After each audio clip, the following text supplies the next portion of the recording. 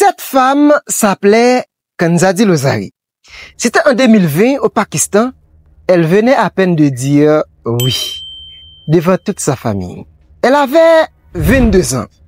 Mais le lendemain matin, elle était morte, tuée par son propre mari la nuit même de leur noces. Pourquoi? Parce qu'elle n'a pas signé pendant le premier rapport. Et pourtant, elle lui a dit « Je n'ai jamais eu de relation avant toi. » Mais il n'a pas voulu la croire. Pour lui, pas de sang égale pas de virginité. Et dans sa logique, pas de virginité égale trahison égale mort. Alors, il l'a abattu froidement et a appelé cela défendre son honneur. Mais ce que son honneur ignorait, c'est que l'hymen n'a jamais été un certificat d'authenticité, ni un détecteur de virginité, et que le sang ne prouve rien. Aujourd'hui, on en parle sérieusement, scientifiquement, mais aussi humainement. Parce que ce drame, ce n'est pas un cas isolé. Maintenant, posons-nous la vraie question. Est-ce que toutes les femmes saignent lors de leur première fois? On entend partout, si elle n'a pas saigné, c'est qu'elle n'était pas vierge. Mais ça, c'est une croyance, pas une loi biologique. En réalité, plusieurs études ont montré que seulement 43 à 63% des femmes saignent lors de leur première fois. Autrement dit, près de la moitié ne saignent pas du tout. Une étude publiée dans le journal médical britannique révèle que l'absence de saignement n'a aucune valeur diagnostique fiable pour déterminer la virginité. Certaines femmes saignent, mais pas à cause de l'hymen.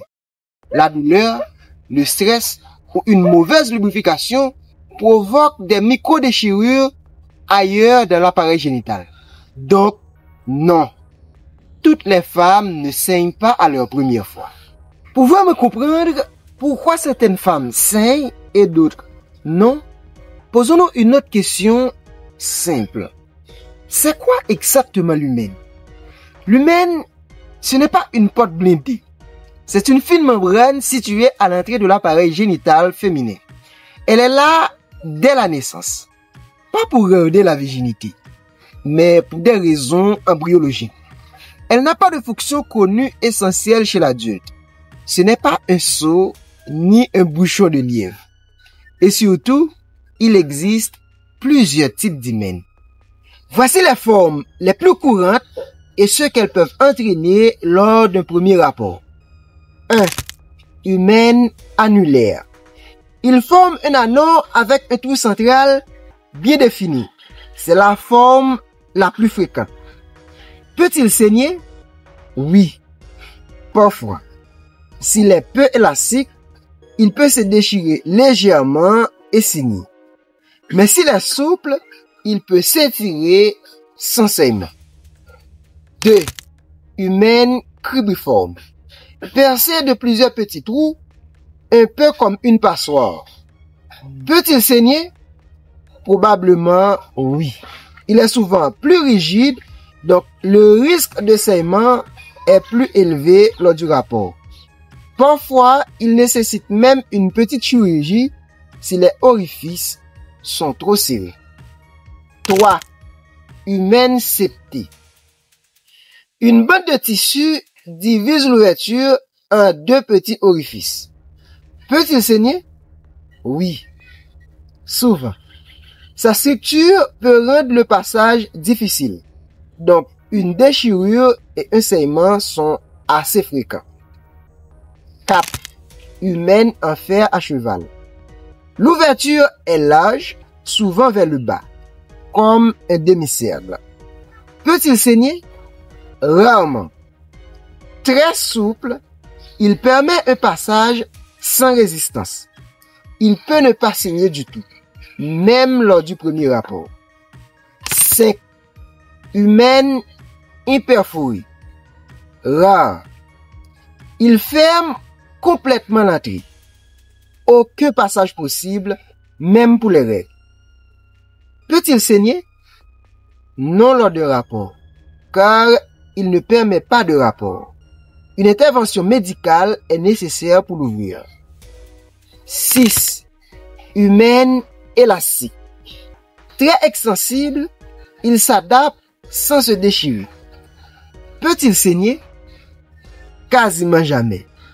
Il peut rester intact après plusieurs rapports. Ce type est la cause la plus fréquente d'absence de saignement sans aucune signification pathologique. 7. Humaine absent.